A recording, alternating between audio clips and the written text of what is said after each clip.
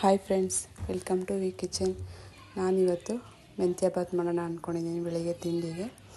ನೋಡೋಣ ಬನ್ನಿ ಏನೇನು ಬೇಕು ಅಂತ ಹೇಳ್ಬಿಟ್ಟು. ನೋಡಿ, ಎಲ್ಲ ನಾನು ಫಸ್ಟೇ ಹಚ್ಚಿ ರೆಡಿ ಮಾಡಿ ಇಟ್ಕೊಂಡಿದ್ದೀನಿ ಏನೇನು ಬೇಕು ಅಂತ ಹೇಳ್ಬಿಟ್ಟು. ಬೆಳ್ಳುಳ್ಳಿ, ಶುಂಠಿ, ಹಸಿಮೆಣಸಿನ್ಕಾಯಿ,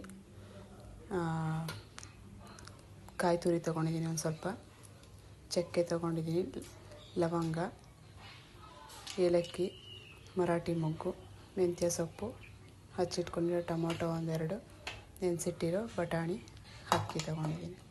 ಇದು ಹಸಿಮೆಣಸಿನ್ಕಾಯಿ, ಶುಂಠಿ, ಬೆಳ್ಳುಳ್ಳಿ ಮತ್ತು ಕಾಯಿ ತುರಿ.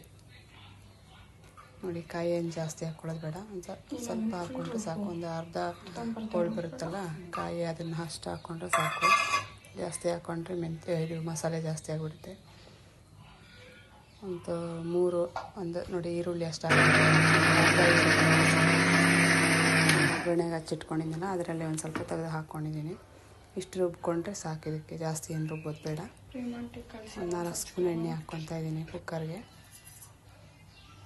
ಜೀರಿಗೆ, ಸಾಸಿವೆ ಹಾಕಿದ್ದೀನಿ, ಅರ್ಧ ಟೀ ಸ್ಪೂನ್ ಸಾಸಿವೆ, ಅರ್ಧ ಟೀ ಸ್ಪೂನ್ ಜೀರಿಗೆ ಹಾಕ್ತಾಯಿದ್ದೀನಿ. ಈಗ ನಾವು ಮಸಾಲೆಗೆ ತಗೊಂಡಿದ್ವಲ್ಲ, ಏಲಕ್ಕಿ ಒಂದೆರಡು, ಮರಾಠಿ ಮೊಗ್ಗೆರಡು, ಚಕ್ಕೆ, ಲವಂಗ ಎಲ್ಲ 2 ಪೀಸ್ ತೊಗೊಂಡಿದ್ದೀನಿ, ಜಾಸ್ತಿ ಹಾಕ್ಕೊತಾ ಇದ್ದೆ ನಾನು. ಶಾಹಿ ಜೀರ ಹಾಕ್ತಾಯಿದ್ದೀನಿ, ಒಂದು ಅರ್ಧ ಟೀ ಸ್ಪೂನ್ ಶಾಹಿ ಜೀರ. ಪಲಾವ್ ಎಲೆ, ಇದು ನಮ್ಮ ಪಾಟಲ್ಲಿ ಇಟ್ಕೊಂಡಿದ್ದೀನಿ ನನ್ನ ಮನೆ ಮುಂದೆ, ಅದನ್ನೇ ಕಟ್ ಮಾಡಿ ಹಾಕ್ತೀನಿ, ತುಂಬ ಚೆನ್ನಾಗಿ ಸ್ಮೆಲ್ ಬರುತ್ತೆ ಇದು. ಮತ್ತು ಹಚ್ಚಿಟ್ಕೊಂಡಿರೋ ಈರುಳ್ಳಿ ಹಾಕ್ತಾಯಿದ್ದೀನಿ. ನೋಡಿ, ಒಂದು ಸ್ವಲ್ಪ ಫ್ರೈ ಆದಮೇಲೆ ಜಾಸ್ತಿ ಒಂದು ಈರುಳ್ಳಿ ಹಚ್ಕೊಂಡಿದ್ದೀನಿ, ಒಂದು ದಪ್ಪ ಇರೋದು ಒಂದು ಈರುಳ್ಳಿ ಹಚ್ಕೊಂಡು ಅದರಲ್ಲಿ ಅರ್ಧ ಹಾಕ್ಕೊಂಡು, ಮತ್ತು ಟೊಮೊಟೊ ಹಾಕ್ತಾಯಿದ್ದೀನಿ. ಚೆನ್ನಾಗಿ ಹಣ್ಣಾಗಿರೋ ಟೊಮೊಟೊನ ಸಣ್ಣ ಹಚ್ಚಿಟ್ಕೊಂಡಿದ್ದೀನಿ. ಒಂದು ಸ್ವಲ್ಪ ಅರಶಿನ ಹಾಕಿದ್ದೀನಿ, ಒಂದು ಅರ್ಧ ಟೀ ಸ್ಪೂನ್ ಅರಶಿನ ಹಾಕಿದ್ದೀನಿ. ಅದಕ್ಕೆ ಸ್ವಲ್ಪ ಕಲರ್ ಬರುತ್ತೆ ಅಂತ ಹೇಳ್ಬಿಟ್ಟು ಹಚ್ಚಿಟ್ಟಿರೋ ಮೆಂತ್ಯ ಸೊಪ್ಪು ಹಾಕ್ತಾಯಿದ್ದೀನಿ.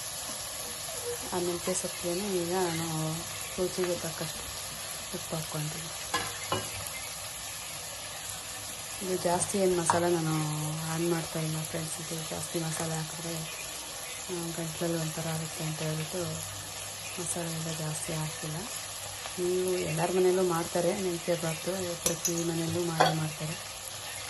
ಒಂಥರ ಈ ಥರ ಒಂದ್ಸರಿ ಟ್ರೈ ಮಾಡಿ ನೋಡಿ, ಟೇಸ್ಟಿಯಾಗಿರುತ್ತೆ ಅಂತ ಕಮೆಂಟ್ ಮಾಡಿ. ರುಚಿಗೆ ತಕ್ಕಷ್ಟು ಉಪ್ಪು ಹಾಕಿದ್ದೀನಿ ನಾನು. ನಿಮಗೆ ನಮ್ಮ ರುಚಿಗೆ ತಕ್ಕಷ್ಟು ನಾವು ಹಾಕ್ಕೊಳ್ಳಿ ಬೇಕಷ್ಟು. ಹಸಿ ವಾಸನೆ ಹೋಗೋವರೆಗೂ, ಮತ್ತು ಅದು ಮೆಂತ್ಯ ಸೊಪ್ಪು ಕಹಿ ಇರುತ್ತೆ, ಅದರಿಂದ ಸ್ವಲ್ಪ ಚೆನ್ನಾಗಿ ಫ್ರೈ ಮಾಡ್ತಾಯಿದ್ದೀನಿ. ಫ್ರೈ ಮಾಡಾದ್ಮೇಲೆ ನಾವು ರುಬ್ಬಿಟ್ಕೊಂಡಿದ್ವಲ್ಲ ಮಸಾಲೆ, ಅದನ್ನು ಹಾಕ್ಕೊಳ್ತಾಯಿದ್ದೀನಿ. ಅದನ್ನು ಸ್ವಲ್ಪ ಚೆನ್ನಾಗಿ ಒಗ್ಗರಣೆ ಫ್ರೈ ಮಾಡಬೇಕು. ಹಾಗೆ ಹಾಕಿದ್ರೆ ಅದು ಹಸಿ ವಾಸನೆ ಬರುತ್ತೆ. ಫ್ರೈ ಆದಮೇಲೆ ಅದು ನೈಟ್ ನೆನೆಸಿಟ್ಕೊಂಡಿದ್ದೆ ಬಟಾಣಿ, ಅದನ್ನು ಸ್ವಲ್ಪ ಹಾಕ್ಕೊಳ್ತಾಯಿದ್ದೀನಿ. ಅದನ್ನು ಸ್ವಲ್ಪ ಒಗ್ಗರಣೆಲ್ಲೇ ಫ್ರೈ ಮಾಡ್ಕೊಳ್ಳೋಣ. ಈಗ ಅಕ್ಕಿ ತೊಗೊಂಡಿದ್ದೆ. ಇದು ಅಕ್ಕಿ ಒಂದು 1/2 hour ನೆನೆಸಿಟ್ಟಿದ್ದೆ, ನೀರಲ್ಲಿ ನೆನೆಸಿಟ್ಕೊಂಡು ಹಾಕ್ತಾಯಿದ್ದೀನಿ. ಇಟ್ಟಿರೋದ್ರಿಂದ ಅನ್ನ ಸ್ವಲ್ಪ ಸಾಫ್ಟಾಗಿ ಚೆನ್ನಾಗಿರುತ್ತೆ, ರೂಢಿಯಾಗಿ ಸಾಫ್ಟಾಗೂ ಇರುತ್ತೆ, ರೂಢಿಯಾಗಿ ಇರುತ್ತೆ, ಅನ್ನ ಚೆನ್ನಾಗಿರುತ್ತೆ.